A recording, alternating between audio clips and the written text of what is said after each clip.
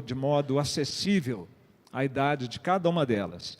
E enquanto isso, eu convido a igreja para que abra a palavra do Senhor em João capítulo 13, verso 12. João 13, verso de número 12.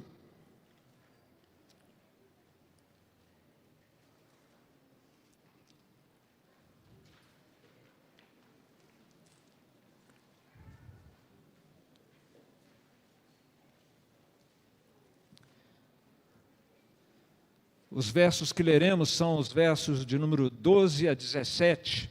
Convido a igreja em pé a fazermos essa leitura bíblica.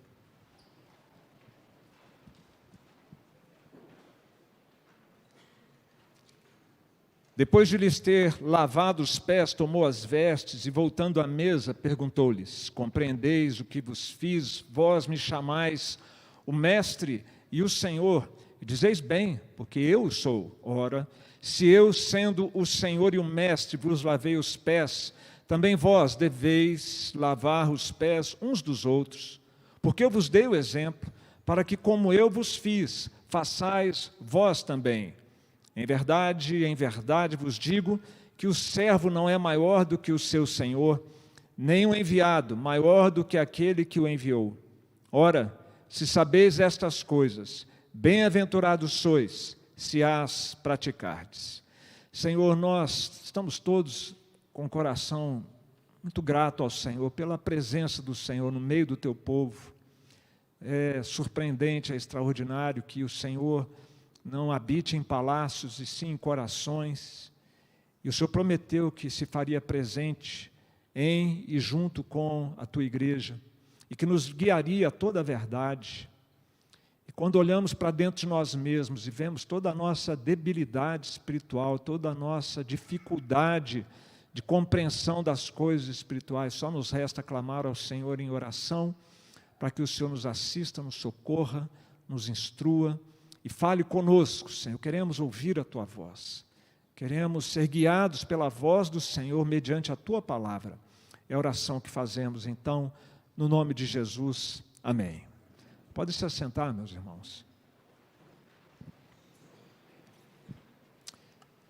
Meus irmãos, na nossa igreja presbiteriana do Brasil, nós temos cerca de 10 seminários. Num desses jovens seminários da nossa igreja, alguns anos atrás aconteceu um fato inusitado no culto de formatura dos bacharéis daquela turma, a primeira turma de bacharéis daquela turma. Havia na congregação diversas pessoas, familiares dos formandos, e outros que estavam ali porque já pretendiam estudar no próximo ano, tinham feito vestibular, iriam começar no ano seguinte, e no meio acadêmico do seminário a gente chama essas pessoas de projeto de calouro, né? Ele ainda ia ser um calouro, mas estava para começar, e ele foi chamado à frente. Um desses projetos de calouro foi chamado à frente. E, de repente, uma das pessoas que estava na mesa diretora dos trabalhos se levantou, se colocou no chão ajoelhado, puxou para o lado, suspendeu a toga genebrina pastoral que estava usando e começou a lustrar os sapatos daquele projeto de seminarista. Por acaso, esse engraxate inusitado, ele era o pregador da noite, o patrono da turma, um dos fundadores daquele seminário, lustrando o sapato de um projeto de seminarista. E depois esse pregador, ele confessou que ele se inspirou, na verdade, no reverendo Robert Chapman, que viveu há 200 anos no Reino Unido, e o reverendo Chapman, ele era rico, de família rica, inglesa, viveu muitos anos, cerca de 99 anos, foi um advogado, teve uma educação privilegiada. Ele pregava para uma congregação maior do que essa que está aqui hoje, cerca de 800 pessoas o ouviam dominicalmente, tinha um sermão erudito, que falava ao coração das pessoas. Ele era um homem erudito, um homem piedoso, e ele tinha um estranho hábito. Quando ele hospedava pastores, missionários na sua casa, ele pegava os sapatos daqueles missionários. Você tem que pensar no Reino Unido há 200 anos, ruas empoeiradas ou enlameadas, era o que tinha na época. Ele pegava os sapatos destes seus convidados e ele engraxava os sapatos. Só que ele era uma pessoa tão ilustre na sua comunidade que a primeira reação do convidado era: não, de jeito nenhum, o senhor não vai engraxar os meus sapatos. Que isso? Não é serviço para um reverendo como o senhor fazer isso. E ele falava: olha, eu insisto. Antigamente, ele dizia, o costume era lavar os pés dos santos. E até um registro em 1 Timóteo 5,10 que fala que havia esse costume na igreja primitiva. Então ele diz: antigamente o costume era lavar os pés dos santos, hoje eu procuro fazer o que mais se aproxima disso. Eu engraxo os seus sapatos. E aí eles não tinham como impedir que ele fizesse isso. O ponto aqui, meus irmãos, é que mais impróprio do que um patrono e pregador engraxate numa solenidade de formatura com a igreja cheia num templo grande, mais inadequado do que um ilustre decano na Inglaterra há 200 anos, engraxando os sapatos dos seus convidados. Muito mais inconcebível do que isso, muito mais chocante do que isso, é o episódio do cenáculo, que nós não lemos o que aconteceu, lemos apenas, para uma questão de economia de tempo, inclusive, a lição que Jesus dá depois de lavar os pés dos apóstolos ali no cenáculo. Jesus Cristo, lavando os pés dos apóstolos, nos tem dado, ao longo da história como igreja cristã, preciosas e inúmeras lições. E algumas delas nós gostaríamos de pontuar ou destacar aqui nessa noite. Nós aprendemos, por exemplo, meus irmãos, com uma passagem bíblica como essa, que quem experimenta o amor de Deus, revelado por meio de Jesus, tem sua vida impactada. Vai mexer com a pessoa. Experimentar o amor de Cristo faz toda a diferença. E esse episódio, que no latim é chamado de o episódio do pedilavium, ou do lava-pés, ele, envolvendo Jesus e os 12, nos ensina muito sobre o amor de Jesus por nós e o impacto que isso deve trazer para a vida de cada um de nós, os efeitos de experimentar o amor de Deus na nossa vida. Eu queria começar então pelo primeiro efeito que nós podemos destacar desta passagem. Quem experimenta o amor de Cristo, o que acontece? O seu amor nos surpreende e nos impulsiona na vida cristã. Aprendemos isso de uma maneira muito especial aqui nessa passagem. Nós estamos acostumados nos dias de hoje, olhando, assistindo aí as mídias sociais, né, YouTube, Instagram e tantos outros, tantos meios de comunicação, a gente vê mortes e mais mortes acontecendo. Dá para ver hoje mortes em tempo real, de todos os tipos de morte, ficamos chocados, depois passa para a próxima notícia e a vida segue. Nós acabamos nos acostumando com as mortes terríveis e cruéis que acontecem no nosso mundo. Por exemplo, hoje na Ucrânia, com a guerra que está acontecendo ali, crianças, idosos, mulheres, grávidas, quanta gente está morrendo de uma maneira assim tão terrível. Às vezes morrem aos lotes, né, pessoas ali com bombas que caem do céu, e nós vamos levando a vida. Mas pior, meus irmãos, do que todas essas mortes cruéis que possam vir a nos chocar, pior de todas as mortes humanas que já aconteceram na face da terra, nós temos a morte do Filho de Deus, a morte do Senhor Jesus. E esse lava-pés que acontece aqui é um drama que Jesus realiza ali com os seus apóstolos para nos impactar, para impactá-los naquele momento e nos impactar em toda a história da igreja a respeito da morte de Jesus, do que significou a sua morte e o quanto foi exigido de Deus para que nós pudéssemos estar aqui hoje, cantando essas músicas bonitas aí do Projeto Sola, que o Mais Que Palavras cantou, os hinos, os cânticos que a igreja está cantando, para que houvesse essa reunião aqui de adoração a Deus, testemunho do Diego que nos sensibilizou a todos, para que isso tudo fosse possível. Houve um alto preço, um grande custo que o Senhor Jesus precisou pagar em nosso benefício. Vamos recordar então um pouquinho o que aconteceu. Era véspera da Páscoa, Jesus ia ser sacrificado dali algumas horas, meus queridos. Ele estava sendo rejeitado pelos seus compatriotas judeus, e ele agora se dirige, não às multidões. Ele trabalhou 3 anos com as multidões, viajando, pregando, curando. Agora ele se reúne nas últimas horas da sua vida com os seus eleitos, com os seus escolhidos. E aqui os estudiosos da Bíblia chamam de esse episódio, que na verdade inclui os capítulos 13 a 17 de João, como o ministério de Jesus, não o ministério público, mas o ministério no cenáculo. O cenáculo é uma sala de jantar. Jesus então se reúne ali e a atmosfera não é a atmosfera alegre de um folguedo, de um banquete, de um churrasco daqueles de sábado, de tarde ou de domingo, mas havia um clima pesado no ar, porque Jesus estava pesado no seu coração. O texto bíblico, no verso de número 21 desse capítulo, diz que Jesus angustiou-se em espírito. Ele estava angustiado, e ele diz que era porque um dos 12 iria traí-lo. Angústia pela traição, angústia pelo que sucederia à traição, que Jesus bem sabia o que viria a acontecer, e nesse clima de angústia que Jesus estava, eles chegam no cenáculo, chegam naquela sala, naquele lugar reservado, e eles chegam como os convidados do pastor Chapman chegavam lá no Reino Unido, chegam com os pés empoeirados, obviamente, se tinha chovido, pouco provável na Palestina, os pés enlameados. E como de costume, em todas as casas havia uma bacia e uma toalha bem ali na entrada da porta.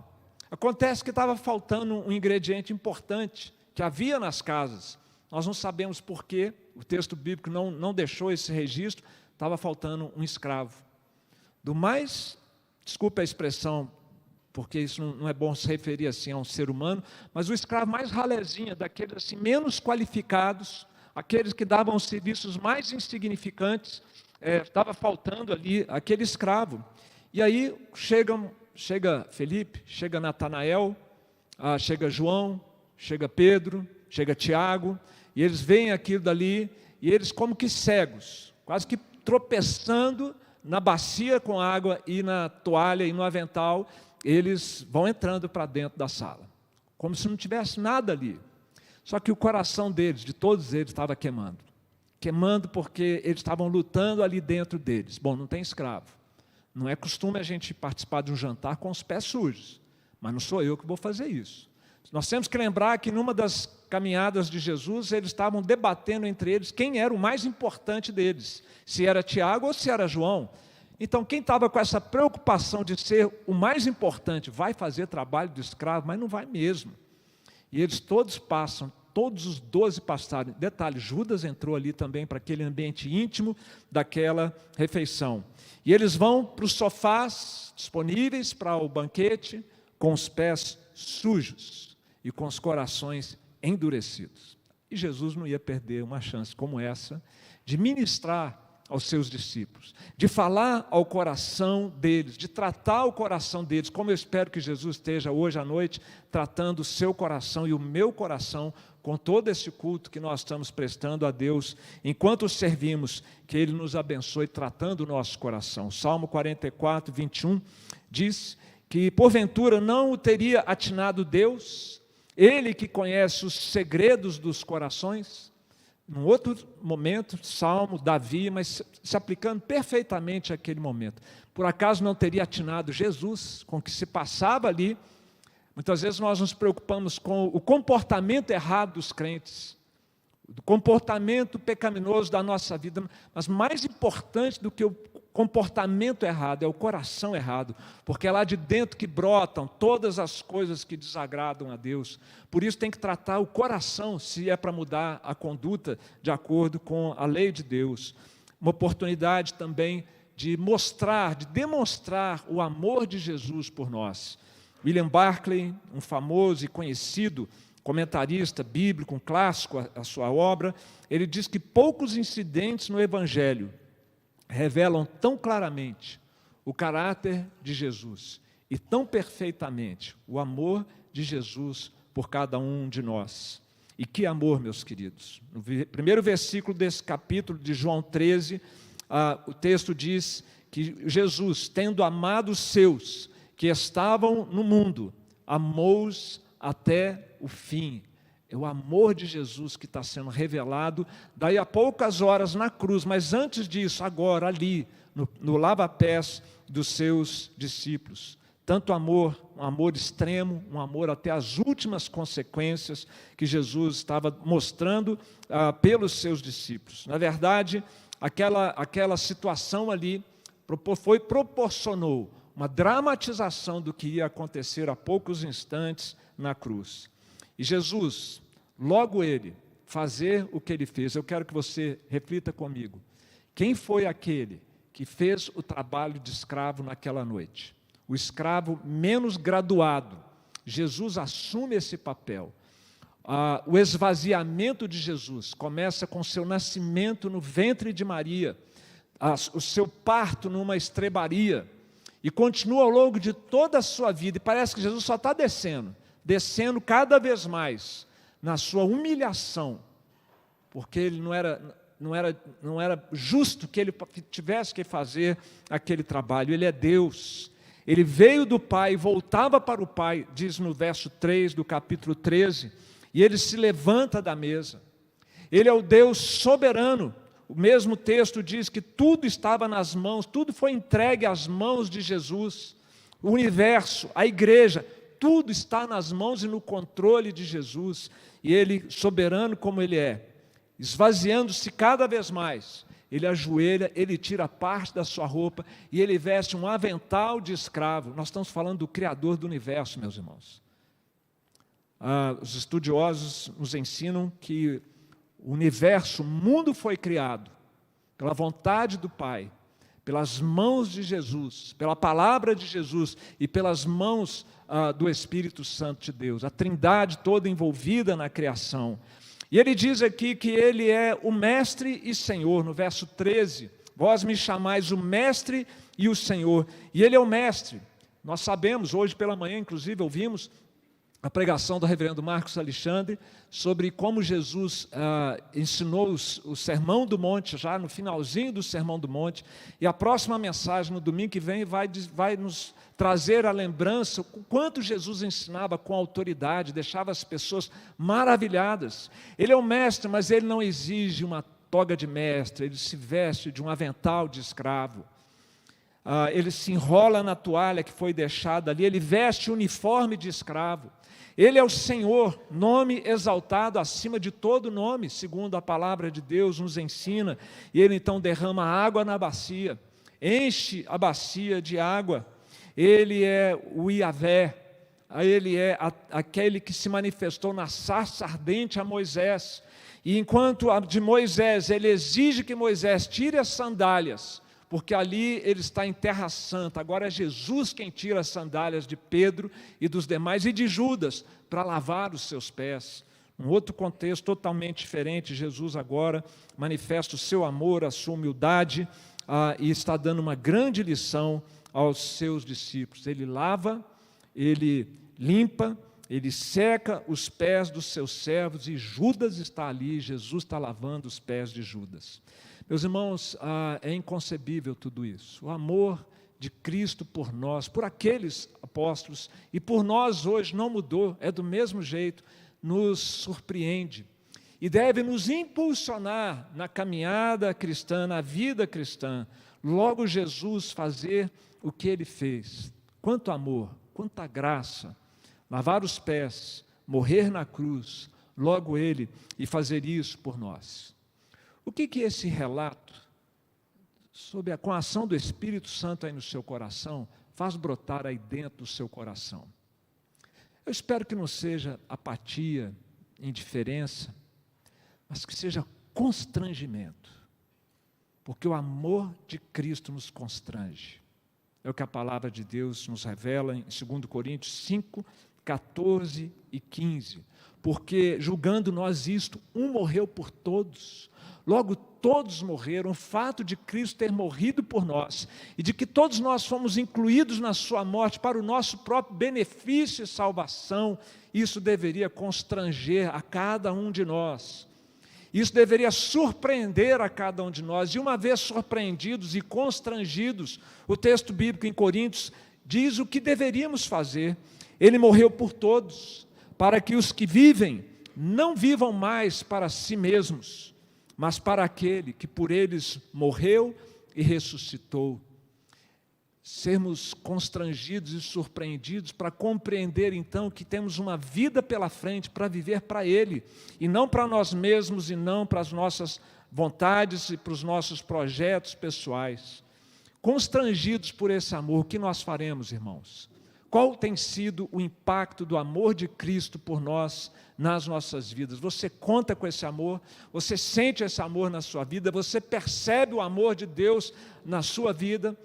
Eu espero que sim, porque é muito triste e muitos têm ensinado que o pecado maior que alguém pode cometer contra Deus é desprezar o amor de Deus. Tem coisa pior que alguém possa fazer: ser indiferente ao amor de Deus, desprezar o amor de Deus, ser rebelde contra Deus, mesmo Deus nos amando tanto como Ele nos amou em Cristo Jesus. Somente se nós estivermos assim, meus queridos, sensíveis para perceber o quanto Deus nos ama em Cristo, nós vamos ter a motivação, o constrangimento para nós vivermos para o Senhor e servirmos ao Senhor com as nossas vidas. Eu não mereço, eu não merecia, mas Deus me ama. Que graça, que preciosa e maravilhosa a graça de Deus. É assim, meus queridos, que experimentar o amor de Deus faz diferença e impacta a nossa vida. O amor de Jesus por nós nos surpreende e nos motiva na vida cristã. Mas há uma segunda lição, meus queridos: o amor de Jesus, ele transforma o nosso coração e transforma a nossa vida. Todos nós já ouvimos muitos sermões falando do apóstolo Pedro, não é verdade? Pedro é aquele que mais se destacou. E uma das coisas que mais fez com que Pedro se destacasse dentre os 12 apóstolos é que ele era um cara assim que tinha a língua meio solta, né? Ele era impulsivo, falava. A gente sempre vê ele falando, e muitas vezes falando na hora errada, falando o que não devia. Mas se não fosse essa língua solta de Pedro, quanta coisa a gente teria deixado de aprender, não é verdade? Por exemplo, a língua solta dele falando que morreria por Cristo, deu motivo para que ensejou aquela situação lá do galo, cantando de madrugada, para ensinar para mim e para você que nós não damos conta de nada. Não adianta falar assim: Senhor, eu vou ser crente. Senhor, eu vou te servir. Senhor, eu vou te obedecer até o fim da minha vida. Aprendemos com Pedro que não funciona assim, né? É a graça de Deus que nos capacita. Tudo posso naquele que me fortalece. Pedro precisou aprender a duras penas. Mas há também esse outro episódio aqui, em que Pedro fala pelos cotovelos. Jesus chega para lavar os pés de Pedro, fala: o Senhor vai me lavar, Senhor? Que é isso? Ele já começa, né, se estranhando ali com Jesus. E aí, depois que Jesus afirma que sim, que ele ia lavar, Pedro fala: de jeito nenhum, meu pé só não põe a mão. Aí Jesus explica: se eu não lavar seu pé, você não tem parte comigo, nós não estamos juntos então. Então o Senhor lava o pé, lava a mão, lava a cabeça, lava tudo, Senhor. Aí, calma, Pedro, não exagera. Não exagera, porque quem já tomou banho só precisa lavar o pé, né? Na nossa cultura, com ruas asfaltadas, calçadas, sapato e calçados fechados, a gente não costuma lavar o pé quando chega da rua, a gente lava a mão. E nesse tempo de pandemia, haja álcool, né, para essas mãos que nós carregamos de álcool esse tempo todo aí de pandemia. Mas depois de toda essa confusão do apóstolo Pedro, a lição que Jesus dá, na verdade Jesus, ele estava ali para ensinar sobre servir uns aos outros. Era isso, ele estava lavando os pés para nos ensinar a servir aos outros. E aí ele agora vai fazer um parênteses, que a gente chamaria aqui de uma digressão, né?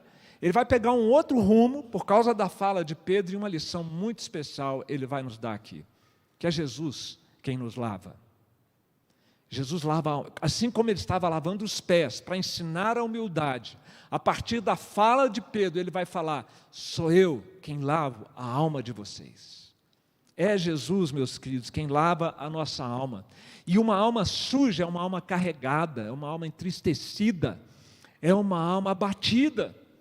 E por outro lado, a alma que Jesus lava, ela fica leve, ela é feliz, ela tem propósito de viver, ela se alegra com as coisas de Deus, se alegra de fazer parte da igreja, se alegra de viver como Deus quer que nós vivamos. E aqui nós aprendemos então na fala de Jesus, quando ele diz: quem já tomou banho não precisa banhar de novo, basta lavar os pés. Aprendemos duas coisas muito importantes sobre a maneira como Cristo nos lava. Primeiro, Jesus nos dá um banho quando Ele nos regenera, quando Ele faz de nós novas criaturas, quando Ele nos batiza com o Espírito Santo. Isso não é utopia, meus irmãos, isso é verdade, isso acontece. Acontece com crianças, acontece com adolescentes, com jovens, com adultos. Jesus fazer de nós novas criaturas. Não tem idade para isso acontecer, mas é Ele quem faz isso. Tanto que João Batista, quando o viu, ele disse: eu batizo vocês com água, mas vem após mim aquele que vos batizará com Espírito Santo e com fogo. É o batismo que transforma esse coração pecador que nós temos e muda a nossa vida. Muda a nossa vida, muda radicalmente, porque, como eu disse, tem que tratar o coração. E Jesus trata o coração, nos dando o seu Santo Espírito e fazendo de nós novas criaturas. E quando Ele faz isso, as mudanças são extraordinárias. Em 1 Coríntios capítulo 6, antecedendo o verso 11, Paulo descreve uma lista de pecados. Pecados os mais diversos. Pecados da língua, pecados dos pensamentos, pecados sexuais, tanto do adultério quanto da homossexualidade, porque assim a Bíblia trata estas questões, e vários outros pecados. E sabe como é que Paulo termina essa lista? Ele diz assim: tais fostes alguns de vós, vocês não são mais, mas vós vos lavastes. Olha aí o verbo lavar, é Cristo quem nos lava. Mas vós vos lavastes, mas fostes santificados, mas fostes justificados em o nome do Senhor Jesus Cristo e no Espírito do nosso Deus. É assim que Jesus nos lava. No primeiro momento, no começo da nossa experiência com Ele, somos feitos novas criaturas. Mas Jesus ensinou ali para Pedro e os demais que, uma vez lavado, agora a gente tem que se cuidar diariamente. Nós temos que estar continuamente nos limpando. Não o novo nascimento de novo. Na minha época de adolescente, Josimar, em sua homenagem, eu sempre falo da adolescente, tem que lembrar de Josimar. Eu tinha um colega adolescente que todo apelo que fazia, ele ia lá na frente. Ele aceitou Jesus, eu perdi as contas de quantas vezes ele aceitou Jesus. Quando eu era da UPA, tá, meninada aí. Mas não é assim que funciona. A gente não aceita Jesus várias vezes. Ele nos alcança uma vez, faz de nós novas criaturas. E agora a gente vai se limpar diariamente, se confessarmos os nossos pecados. Deus é fiel e justo para nos perdoar os pecados e nos purificar de toda injustiça. A carta de 1 João, 1º capítulo, versículo 9. O que nós precisamos agora, gente, é tristeza sentida. Arrependimento sincero por ofender o amor de Deus por nós, por magoar, por desprezarmos, por sermos indiferentes à lei de um Deus que tanto nos ama. Quando nós nos arrependemos assim, sinceramente, com dor no coração, não da boca para fora, nossos pecados são perdoados e o nosso coração é transformado. Nós vamos aprendendo, não numa oração, mas no aprendizado da palavra de Deus, sob a influência do Espírito Santo, nós vamos aprendendo a mudar, vamos aprendendo a ser novas criaturas, ou ser aquilo que uma nova criatura deve ser. Isso é de fundamental importância, essa limpeza que Jesus está falando com Pedro e os apóstolos, e hoje fala conosco pela sua palavra, é de fundamental importância. Sabe por quê? Se você não tomar esse banho, atenção, mais que palavras, olha aqui para mim, por favor. Se você não tomar esse banho e não se lavar diariamente, você não verá a Deus. Bem-aventurados os limpos de coração, porque verão a Deus. Só vai ver a Deus, só vai ser recebido na presença de Deus, só vai ter sua amizade com Deus restaurada quem de fato for limpo, e só Jesus é quem pode nos limpar, é Cristo quem muda as nossas vidas. E eu pergunto então, você querido que está aqui nesse lugar, vocês que estão de casa ou de qualquer outro lugar nos acompanhando, seu coração já está limpo? Você já entregou sua vida a Cristo?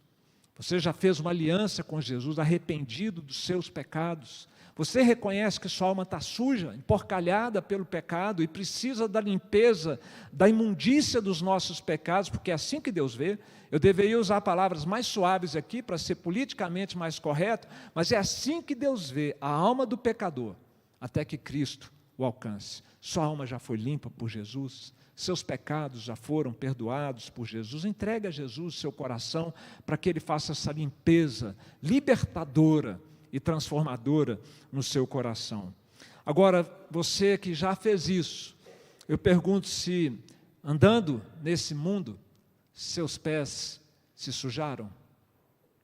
Vivendo a vida de cada dia, você olhando para dentro da sua alma hoje, seus pés estão sujos, há pecados não confessados, há questões que precisam ser tratadas por Deus. Nós somos chamados para ser bem mais do que simplesmente perdoados. Nós somos chamados por Deus para sermos transformados por Jesus. Jesus não quer só perdoar você, Ele quer limpar você total e completamente. Confia em Jesus para mudança. Confia em Jesus para transformação. Confia na palavra, na suficiência da palavra de Deus sob a influência do Espírito Santo no seu coração para mudar você, para mudar a mim. Por que nós afirmamos com tanta, nossas palavras são tão elogiosas ao Evangelho, poder de Deus para salvação, para transformação, mas quando temos problemas que precisam de mudança, não é aqui que nós vamos buscar. Nós recorremos a recursos seculares, e não ao Evangelho, não ao poder de Deus, não ao amor de Jesus que transforma vidas. Ele veio para isso. Jesus veio, não foi só para nos levar para o céu, Ele veio para restaurar o universo que Ele criou, restaurar homens e mulheres, a imagem e semelhança de Cristo. Então é para cá que nós temos que ir para buscar transformação e mudança, seja em relacionamentos matrimoniais, seja em relacionamentos familiares, sejam em conflitos da nossa alma lá dentro. É na palavra de Deus que nós vamos encontrar o recurso para a mudança. E é disso que Jesus fala, de lavar os pés regularmente, de aprender a andar limpos na presença de Deus. Mas, meus queridos, concluindo, nós temos aqui mais um terceiro efeito. E quem experimenta o amor de Deus, experimenta também na sua vida. O amor de Jesus nos inspira a imitá-lo. O amor de Jesus nos inspira para servi-lo. E no culto dessa noite nós temos a alegria de ordenar alguns diáconos e investir novamente no novo mandato, alguns outros diáconos também, que vão servir ao Senhor nesta igreja. E é olhando para o que Jesus fez, que nós somos estimulados também, todos nós, a diaconarmos, a servirmos, que a palavra diácono ela significa exatamente isso, servo. Alguém disse com muita propriedade que nenhuma roupa combina melhor com o cristão do que o avental da humildade. E há muitos cristãos querendo usar coroas, ao invés de aventais de servos. Como é bonito a gente ver um crente cheio de humildade autêntica, aquela humildade que não ousa passar daquela linha sobre a qual ele estaria invadindo a glória de Deus, que reconhece com temor que a vaidade, o orgulho, invadem aquilo que é devido a Deus, a glória e a honra, que são devidas unicamente a Deus. E todos nós temos essa tentação dentro dos nossos corações, alguns mais, outros menos, mas isso aflige a todos nós, meus irmãos. É inspirador ver crentes assim, verdadeiramente humildes, como servos de Jesus Cristo. E foi a partir do exemplo de Jesus que muitos de nós estamos aprendendo a sermos servos assim, a negarmos o nosso eu, a negarmos o nosso ego inflado, a esvaziá-lo e a fazer com que Cristo cada vez mais sobressaia na nossa vida, porque o amor de Jesus nos inspira a isso, a humildade e ao serviço, a humildade para viver, a humildade para servir ao Senhor, vem pelo exemplo de Cristo, não só o exemplo lá de fora, mas a vida de Cristo dentro de nós. Jesus volta à mesa, e no verso número 12, ele então faz uma pergunta: compreenderam o que eu fiz? Dá para imaginar o silêncio no cenáculo nessa hora? Entenderam? Todo mundo olha assim um para o outro, né? E agora? Depois do vexame todo, de ter Jesus lavado os seus pés, agora vem a lição. E eles esperam uma paulada, né? Esperam assim uma bronca das mais duras. E Jesus, amorosa e misericordiosamente, ele fala: é só fazer o que eu fiz. Vocês me chamam de Senhor e Mestre, e eu fiz isso por vocês. Então, agora vão e façam o mesmo. Bem-aventurados são aqueles que não só aprendem o que é certo, mas que fazem aquilo que devem fazer. Eu vos dei o exemplo para que, como eu vos fiz, façais vós também, no verso 15. E o detalhe, meus irmãos, é que Jesus estava prestes a reassumir toda a sua glória. Ele se esvaziou assim radicalmente. A descida de Jesus da sua glória para esse mundo e para aquele lugar ali do lava-pés, e daí a pouco para a cruz, foi uma descida abissal, queda livre.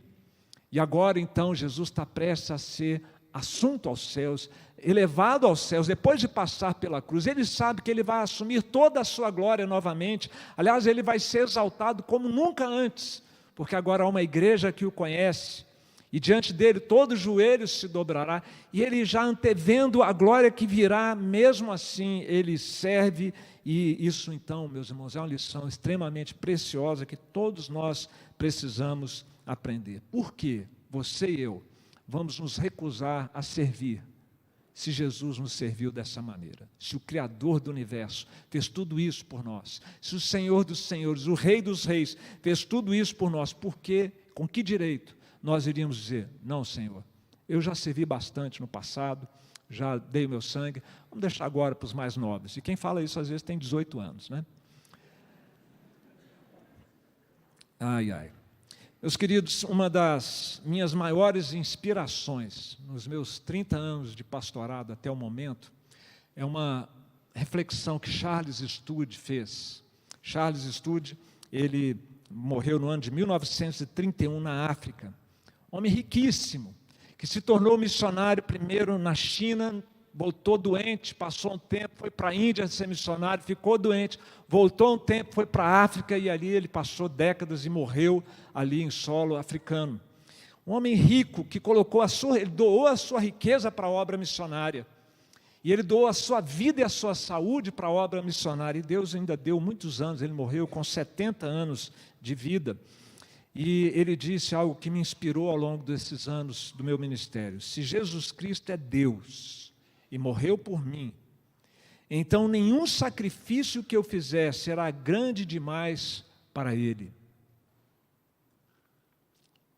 E num dos seus poemas, Studi diz também: apenas uma vida, logo passará, somente o que é feito para Cristo durará. São pensamentos que deveriam nos encorajar e nos impulsionar, meus irmãos, tomados pelo exemplo de Cristo, a servir ao Senhor. Fazer tudo o que fazemos na nossa vida. Não vir todo mundo aqui para a igreja, vamos ficar... Não, aonde você está, na sua casa, no seu trabalho, nos seus relacionamentos, na sua família, na igreja inclusive, tudo é para Cristo, tudo é a serviço do Senhor. O que eu sou, o que eu tenho, a minha vida é para o Senhor Jesus Cristo. Eu só posso dizer que Jesus é meu Senhor e Mestre quando eu o sirvo, servindo aos meus irmãos por amor a Ele. Você tem tido essa consciência e essa disposição no seu coração? Ou você tem se visto muitas vezes desanimado, desmotivado com a vida cristã, desinteressado da vida na igreja, com pecados tomando conta do seu coração muitas vezes, sem um pingo de disposição para servir a Deus de nenhuma maneira, de contribuir com a obra de Deus de forma alguma? Não espera que Jesus pegue uma bacia na sua frente, vestido de avental, para chocar você novamente. Quem sabe nessa noite nós todos aqui pudéssemos nos imaginar ali no cenáculo, Jesus ajoelhado, com um avental de escravo do lado, e Ele olha para você e fala: vem cá, vamos servir juntos. Se coloque do meu lado para servir a estes apóstolos, para servir a estes crentes. Vamos fazer isso juntos. A Bíblia diz que nunca se ouviu, desde a antiguidade, um Deus como o nosso Deus, que trabalha para aqueles que nele esperam. Deus está trabalhando por nós, e Ele nos chama para trabalharmos com Ele, em favor da sua igreja. Jesus é o supremo servo, o supremo diácono. Que Ele seja uma inspiração para os novos diáconos que receberemos nessa noite. Que Ele seja uma inspiração para a junta diaconal, para o conselho da igreja, para os pastores da igreja. Que Ele seja uma inspiração para cada membro da igreja como o supremo diácono, que nos coloquemos ao lado dele, meus queridos, para servir os irmãos, para fazermos a obra de Deus nesse mundo. Inspire-se no amor do Senhor Jesus, e você vai experimentar a bem-aventurança do servo que obedece ao Senhor. Ora, se sabeis essas coisas, bem-aventurados sois se as praticardes, foram as últimas palavras de Jesus nesse episódio ali da ceia. Concluo então perguntando, você entendeu? A pergunta que Jesus fez para os apóstolos, eu transfiro para a igreja nessa noite. Compreendeis o que Cristo fez? Então, o que você fará? Compreende o que Ele espera de você? Então, que você se coloque à disposição do Senhor Jesus Cristo. A esse Jesus, cujo amor nos surpreende e nos impulsiona a perseverar. A esse amor de Jesus que transforma o nosso coração e a nossa vida. A esse amor de Jesus que nos inspira e nos motiva a servirmos como Ele, por causa dEle, servindo na causa do Senhor Jesus. Que assim Deus nos abençoe, irmãos. Amém.